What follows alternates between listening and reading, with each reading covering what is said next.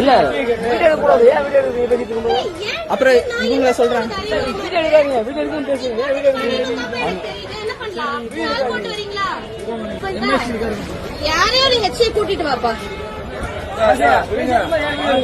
அப்புறம் என்ன பண்றது? அப்புறம் ஏதாவது கம்ப்ளைண்ட் பண்ணனும், என்ன பண்ணணும்?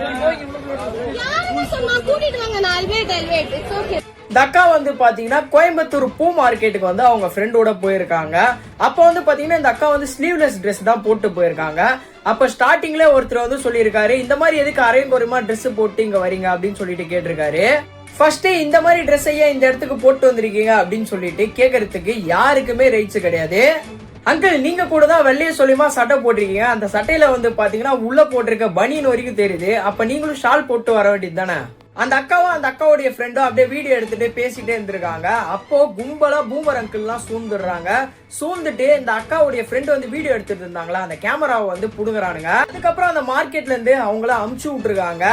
கோயம்புத்தூர் பூ மார்க்கெட்ன்றது ஒரு பொதுவான இடம். அந்த இடத்துல இந்த அக்காக்கு இது மாதிரி ஒரு விஷயம் நடந்திருக்கு. ஒரு பொண்ணுக்கு இது மாதிரி ஒரு விஷயம் நடந்துட்டு இருக்கு. அவனுங்களை எதிர்த்து எவனுமே இந்த பொண்ணுக்கு சப்போர்ட் பண்ணல. அந்த அக்கா பக்கத்துலயே வந்து பாத்தீங்கன்னா ஒரு பெண்மணி வேற நின்னுட்டு இருந்தாங்க. அவங்க பாத்தீங்கன்னா வேடிக்கை பார்த்துட்டு இருக்காங்க. அந்த அக்காட்ட ஒரு அங்கிள் வந்து வேற பேசினாரு. அவரு வந்து பாத்தீங்கன்னா அவருடைய நெஞ்சு முடி பனியன்லாம் காமிச்சிட்டு இருக்காரு. அதெல்லாம் வந்து இவனுங்களுக்கு கண்ணுக்கு தெரியாது. ஒரு பொண்ணு இந்த மாதிரி ஸ்லீவ்லெஸ் போட்டு வரது இவனுங்களுக்கு தப்பா தெரியுது. அப்ப யார் பார்வையில தப்பு இருக்கு அப்படின்னு சொல்லிட்டு உங்களுக்கே புரியும். இனிமேட்டுனாச்சும் கொஞ்சம் திருந்துங்கடா. நீங்க இதை பத்தி என்ன நினைக்கிறீங்க அப்படின்னு சொல்லிட்டு உங்களுடைய கமெண்ட்ஸை கமெண்ட்ல சொல்லுங்க. நான் பேசுறது கரெக்டா இருந்தா கமெண்ட்ல கரெக்ட்னு போடுங்க.